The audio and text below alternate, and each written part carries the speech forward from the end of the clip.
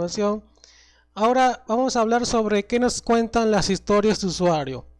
Para recordar qué son las historias de usuario, con lo que ya hemos visto, anteriormente hablamos sobre los componentes de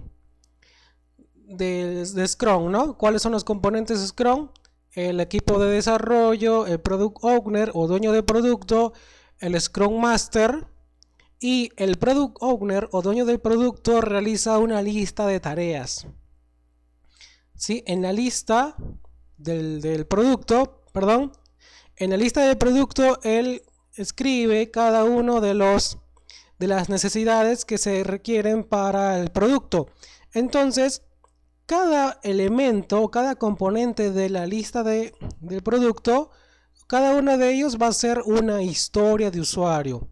Ahora, en esta sección nos habla qué nos cuentan las historias de usuario. Las historias de usuario son elementos que forman parte de la lista del producto.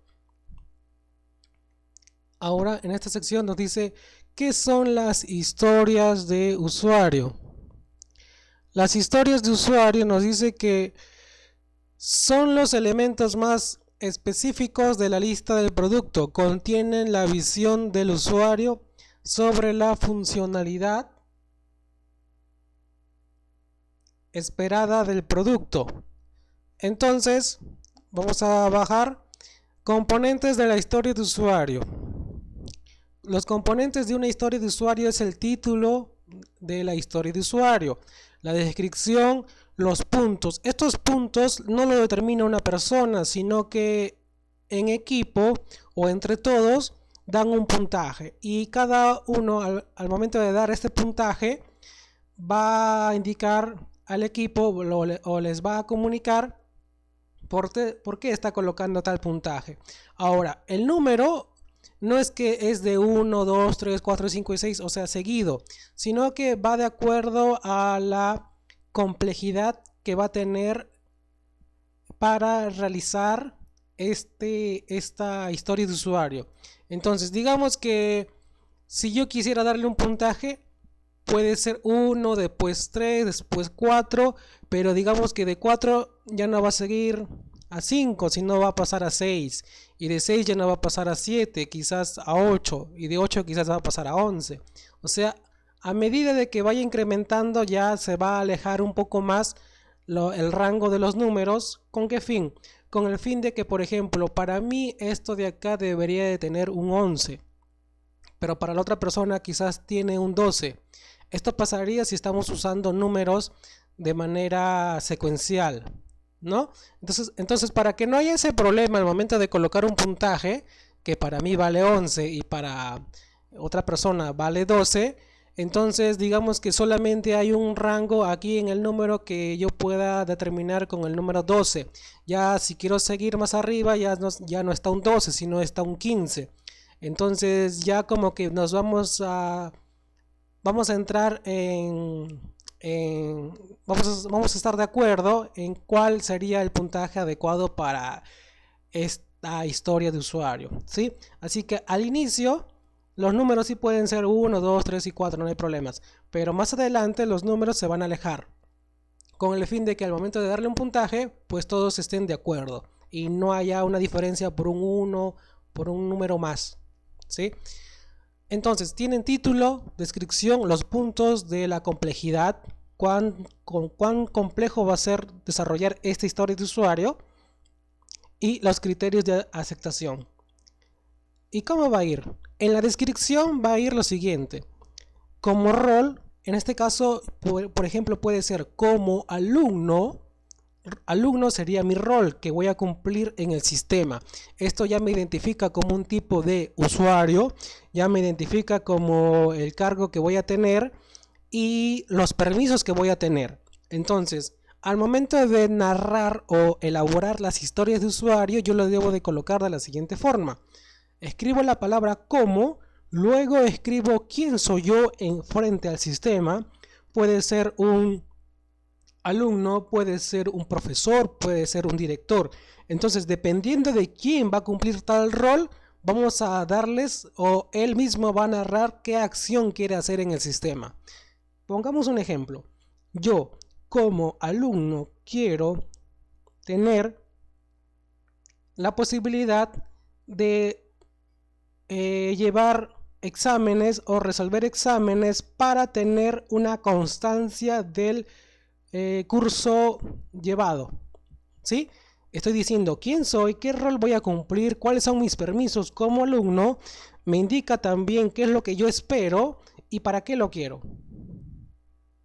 De esta forma se componen las historias de usuario.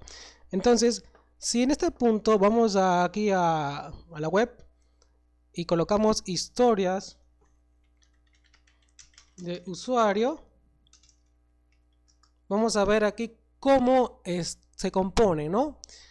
Por ejemplo, en Google Imágenes tengo varios ejemplos. Me dice historia. La historia se llama registrarse. Como lector del blog, quiero suscribirme al blog para poder realizar comentarios a las entradas de mi interés. Y el puntaje es número 2 de la complejidad para su desarrollo. Recordar que la complejidad lo va a colocar todas las personas van a dar ese puntaje. Y si A por B, una persona de todo el equipo, por ejemplo, varios dieron el número 2, pero uno de ellos dio el número 4, tiene que explicar por qué está dando ese puntaje. Componentes de la historia de usuario. Como estudiante, quiero poder completar evaluaciones en la plataforma para poder ser evaluado y tener una calificación. Tiene que ser clara, ¿no? Directa, qué es lo que quiere, y yo hago el programa que me permita hacer eso para el usuario. Componentes de la historia de usuario. Acá tenemos algunos modelos. El punto que va aquí, atrás va en los criterios de aceptación, información adicional. Aquí dice, por ejemplo, la definición de completo son la lista de elementos requeridos para saber que una historia está completa. La funcionalidad, criterios de aceptación, el código subido a Git, pruebas creadas y documentación. Bueno, acá me da un ejemplo también, ¿no? Que el código del proyecto sea subido a Git. Acá me dice. Y en otras palabras me está indicando que una vez que yo haga todo el proyecto, ya funcione, yo ya haga el producto, parte del producto, todo ese código lo tenga que subir a Git para que todo el equipo lo conozca. Y las pruebas que también he creado y también he documentado. Entonces, de esta forma yo puedo definir como ya completo, ¿no? La definición de completo. ¿Cómo se sabe que una historia de usuario está completa? Dice, la definición de completo son la lista de elementos requeridos para saber que una historia está completa. Ahora, invirtiendo historias. Las 3C, dice. Cars, tarjetas, la conversación y la confirmación. Invirtiendo historias. Invest, dice. Independiente, negociable, que sea valiosa, que sea estimable, o sea que yo pueda determinar cuántas horas debería de tener para ejecutar esta historia de usuario, que sea pequeña, me dice, o sea que debe de entregar valor, pero tiene que ser pequeña, ¿no? Es como que yo tengo un montón de tareas, tengo que limpiar la casa, pero yo toda la limpieza de la casa lo divido en historias de usuario. Entonces, cada uno de ellos va a cumplir una tarea específica. Voy a limpiar el baño, voy a limpiar la cocina, voy a tener que lavar ropa, luego esto, ¿no? ¿Para qué? Para que toda la casa esté ordenada y limpia. ¿Qué es el proyecto? Testeable, me dice, ¿no? Comprobable. ¿Cómo estimar historias de usuario? La historia de usuario se estima de acuerdo a un puntaje que se le da. Los puntos de una historia de usuario son un número que representa varias cosas. ¿Qué cosas? La complejidad de la historia. Por ejemplo, si el equipo de desarrollo ya tiene experiencia desarrollando tal proyecto, tal tipo de proyecto, entonces la complejidad va a ser menos. Pero si este equipo de desarrollo no tiene tanta experiencia, entonces va a tener que investigar, entonces la complejidad va a ser más alta. Y por lo tanto el número va a ser más alto. Complejidad de la historia, cantidad de trabajo requerido, conocimientos necesarios y la incertidumbre. Los valores de los puntos no tienen conexión con ninguna unidad de medida específica. Y acá me habla sobre el póker de planeación. El póker de planeación es un juego en el cual cada integrante va a dar un puntaje. hay un número, ¿no?, para darle a las historias de usuario. Dice, es una herramienta que sirve para que todo el equipo participe en la estimación de las historias. Entonces, al momento de dar los puntajes, dice, pueden utilizar distintas escalas. La Fibonacci, dice, modificado 1, 2, 3 y ya no hay 4, ahora pasa a 5, pasa a 8, pasa a 13. Por ese tema que les dije, no puede ser seguido porque puede haber problemas. Entonces, para ello, mientras más se incremente, ya los números se van a ir alejando, ¿no? Va a haber un intervalo entre ambos. Un intervalo es la distancia de un lugar a otro. Entonces de acá va 8 y de frente salta a 13. Velocidad. Es el total de puntos de la historia de usuario completados por el equipo durante un sprint. Capacidad. Total de historias de usuario que se pueden completar en un sprint futuro. El juego del póker, ¿no? Al momento de darle el puntaje. Ahora me dice acá, ¿por dónde comenzar? Prioridades y el backlog del sprint. Lista de pendientes del sprint. Es un subconjunto de la lista del producto. Ya sabemos que es la lista del producto. Y contiene todos los elementos que serán desarrollados durante el sprint. Entonces, la lista de pendientes del sprint, dice, es un subconjunto de la lista del producto. O sea, es una parte de él. Y contiene elementos que serán desarrollados durante el sprint. O sea, hay elementos que son parte de la lista del producto y esta parte van a ser llevados al sprint y eso se le conoce como lista de pendientes. La lista de pendientes, ¿de dónde se saca? De la lista del producto, pero no es todo, es una parte. De estos elementos dependerá el incremento a desarrollar y los objetivos del sprint. Tenemos ahí la lista de pendientes del sprint, las historias de usuario, cómo van, el progreso, las pruebas y que están completadas. Lista de pendientes del sprint. Este plan debe tener detalles suficientes como para que todo el equipo sea capaz de comprenderlo en los daily standards, que es un Scrum diario y que tiene un tiempo de duración. Lista de pendientes del sprint. Solo el equipo de desarrollo puede aceptar que se agreguen elementos al sprint backlog. Entonces, si alguien quiere agregar elementos de la lista de pendientes, que es la lista de tareas, una parte, ¿no?, que quiere agregar elementos de la lista de tareas, que traducido es lista de pendientes, y quiere llevarlo hacia el sprint, que sería lista de pendientes del sprint, el único equipo que va a poder aceptar o no va a ser el equipo de desarrollo. El equipo de desarrollo puede aceptar que se agreguen elementos al sprint backlog. Es como que si fuera el dueño del sprint backlog. Si un elemento se vuelve innecesario a mitad de un sprint, se puede sacar de la lista de pendientes.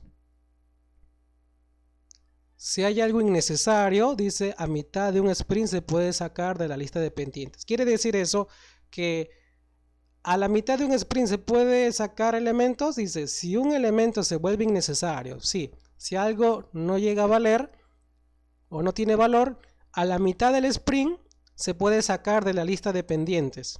Entonces ya no va a formar parte de la lista de pendientes del sprint. Muy bien. Entonces hay que traducir todo esto, como se dice. Ya tengo algunos conocimientos adquiridos. La lista del pendiente del sprint, ¿qué es? Es una sección o unos elementos de la lista del producto. La lista del producto tiene un montón de cosas. Una sección de ello o una parte yo tomo y lo llevo al sprint. Esto sería o se conoce como la lista de pendientes del sprint. Ahora bien, el dueño del sprint backlog es el equipo de desarrollo y son los únicos que pueden aceptar que se agreguen elementos al sprint. Entonces, puede haber que elementos de la lista de pendientes se puedan sacar. Se pueden sacar elementos de la lista de pendientes, ¿no? Me dice a la mitad del sprint. Definiendo prioridades. prioridad va a ser un valor para el cliente. Si entregamos un valor, algo que sea valioso para el cliente, estamos entregando un valor y estamos definiendo las prioridades. Ejemplo, si el cliente quiere un sistema para poder, digamos, llevar o guardar o administrar los productos, o más que todo guardar esa información de los productos que tiene en su tienda, ya se sabe desde ya cuál es la prioridad para el cliente. La prioridad para el cliente no va a ser el botón de tal color, de tal tamaño, de tal forma, sino atacar de frente al problema, que es guardar la información de sus productos organizados en el sistema. Y de ahí, ¿qué sería? De ahí ya sería para agregar, por ejemplo, el icono que sea bonito, el color que quiera que sea de acuerdo a la marca de la tienda, que darle algún tipo de diseño que él más quiera o un valor agregado. ¿Sí? Recuerden, ¿cuál va a ser la prioridad para darle al cliente, o cómo vamos nosotros a definir la prioridad? Eso va a depender de acuerdo a cuál es el elemento o el valor que espera recibir el cliente de nosotros, de nuestro producto. ¿Qué más? La urgencia, dice también el valor para el cliente, la urgencia y también el riesgo y la oportunidad. Si hay algo que no se hizo bien, entonces cada vez que hagamos un sprint, ¿no? Vamos a darnos cuenta de la oportunidad que pueda aparecer también ahí al momento de desarrollar el proyecto. El esfuerzo, midiendo el avance del proyecto. En cualquier momento del sprint, el equipo puede analizar el progreso hecho y revisar si aún se puede cumplir el objetivo planeado al inicio de la iteración. Entonces, ¿cómo se va a medir el avance del proyecto? ¿Cómo mides el avance?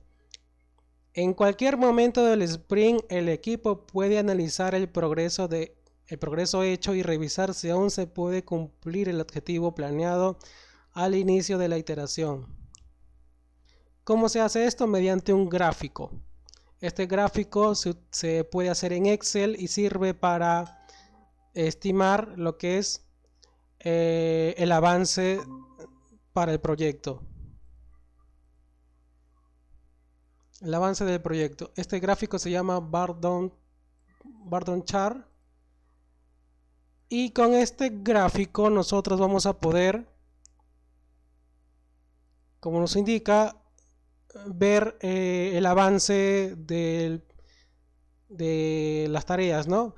Por ejemplo, acá tenemos una línea roja. Esta línea roja significa el tiempo estimado. Por ejemplo, si yo junto todas mis historias de usuario y tienen un puntaje, yo lo sumo y lo traduzco en días calendarios. Digamos que este proyecto lo debo de terminar en un mes. Pero pasa lo siguiente. Sucede que al inicio yo no comienzo como esperaba, sino comienzo muy lento. Pero llega un momento en el cual agilizo las tareas y al final cumplo terminando el proyecto en ese mes que he estimado. ¿Sí? Significa eso. Acá la línea roja es cuando tú crees o estimas o das la fecha para que este proyecto sea terminado. Entonces tú dices de acá al día más o menos 6, ¿no? Entonces tú empiezas a trabajar, no comienzas muy rápido porque quizás hay problemas, pero ya llega un punto en donde agilizas y al final terminas en ese mismo día, en el día 6, y entregas el proyecto en el día 6 que se ha esperado.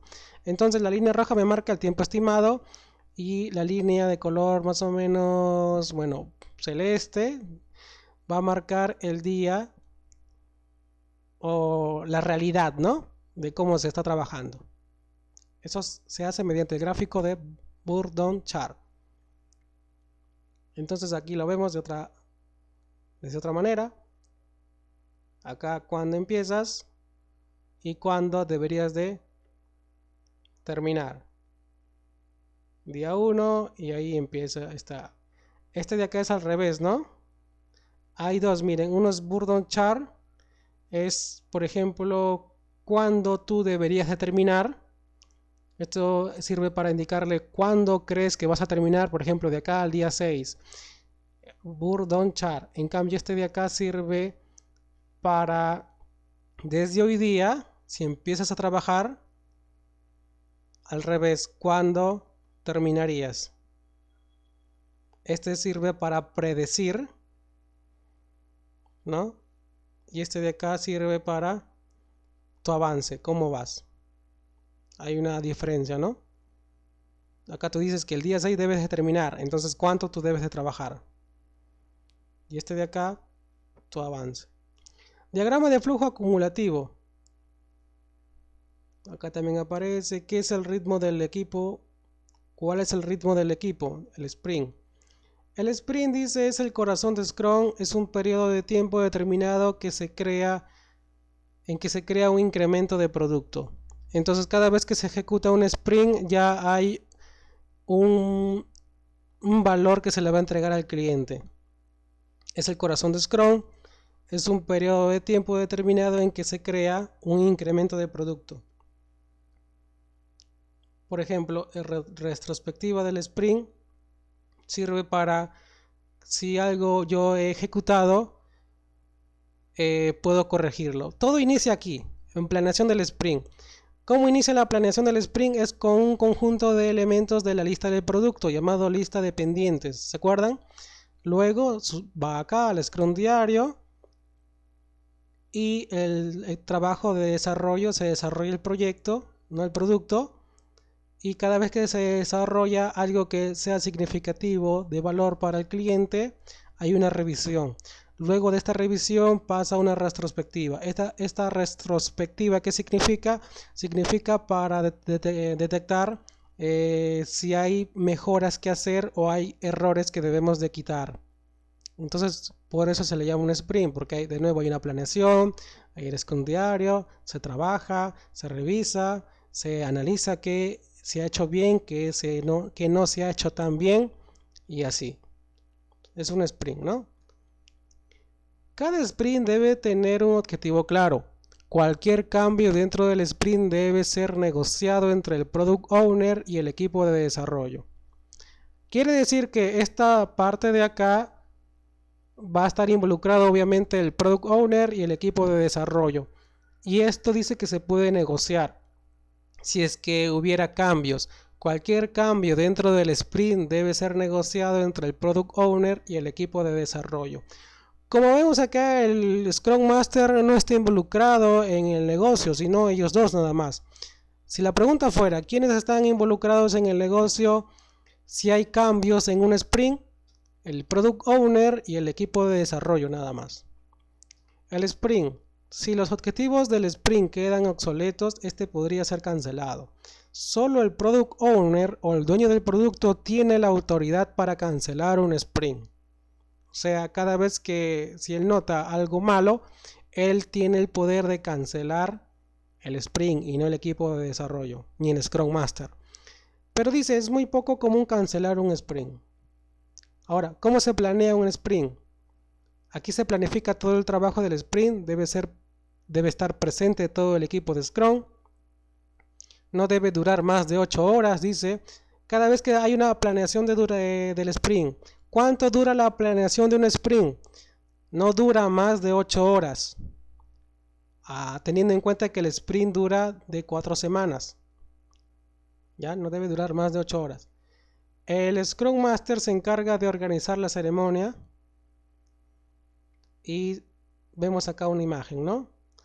Planeando el sprint. Durante la planeación se deben responder estas preguntas. ¿Qué puede entregarse al final del sprint? ¿Cómo se logrará hacer ese trabajo? Se trabajan los elementos más prioritarios de la lista del producto. Se discute también el objetivo a lograr en el sprint.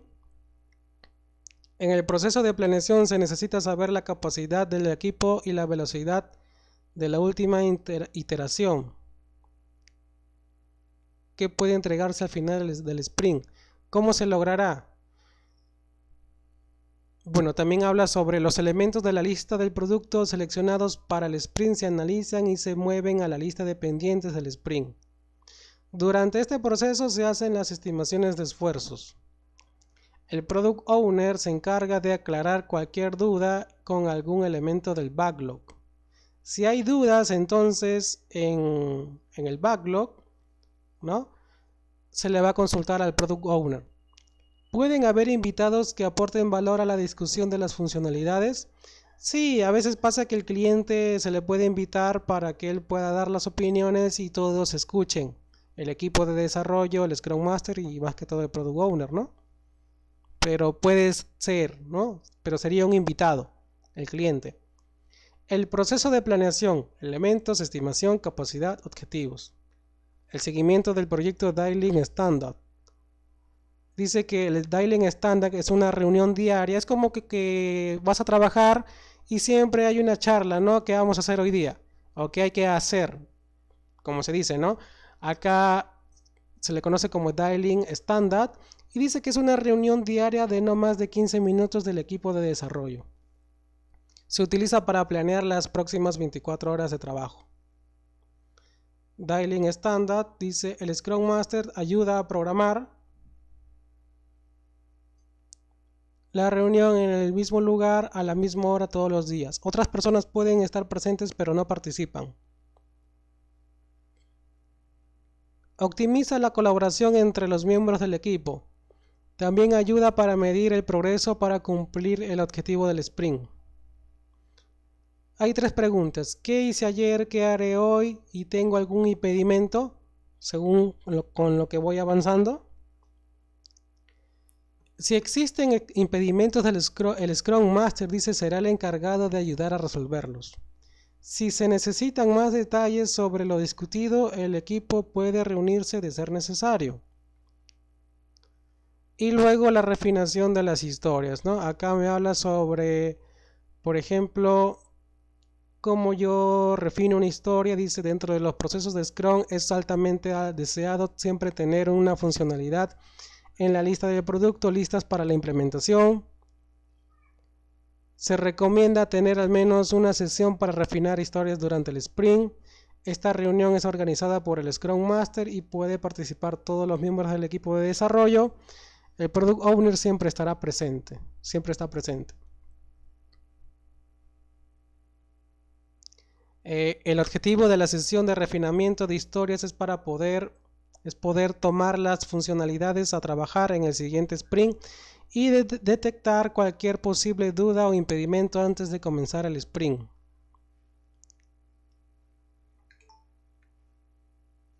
Acá vemos mostrando y aprendiendo demos y retrospectiva. La retrospectiva, ya lo dije, ¿no? Sirve para que se hagan las siguientes preguntas: ¿qué se puede mejorar? Pero sin culpar a alguien, ¿no? No es para culpar o buscar culpables, sino para decir qué podemos hacer para mejorar tal actividad. La revisión del sprint ocurre siempre al final del sprint. En ella se demuestran los avances de la iteración y el producto funcional que se construyó. Y se revisa, ¿no? Hay una revisión. Reunión informal y abierta al diálogo. No es una reunión de seguimiento. No es facilitado por el Scrum Master la revisión del sprint. No debe durar más de 4 horas para sprint de un mes. Para sprints más cortos, la ceremonia deberá durar menos tiempo. Al final de la revisión se tendrá una lista de productos actualizada. Importante, guarda las presentaciones y muestra el producto desarrollado. Claro, al momento de mostrar, más que todo lo que se debe dar a conocer es el producto y no las diapositivas. Dice, importante, guarda tus presentaciones y muestra el producto desarrollado. La retrospectiva, positiva y productiva, no es una reunión para buscar culpas. No debe durar también 3 horas para un sprint de un mes. Es facilitado por el Scrum Master, participa todo el equipo de Scrum. Entonces ahí tenemos, ¿no? Hay 3 preguntas: ¿qué hicimos bien? ¿Qué no hicimos tan bien? ¿Qué podemos mejorar? Esto se hace en base a las respuestas. Se identifican los elementos más importantes, se buscan soluciones y se crea un plan de acción para aplicar las mejoras. Y por último, la escalabilidad de equipos. Scrum es capaz de funcionar con un proyecto de 10 personas como proyectos de 100 a más. La forma en cómo está diseñado Scrum permite enfrentar proyectos de distintos niveles de complejidad. Tenemos Scrums, equipo 1, equipo 2, equipo 3. ¿Y cómo se hace la escalabilidad? Scrum de Scrum es una reunión, dice, donde frecuentemente se encuentran miembros de todos los equipos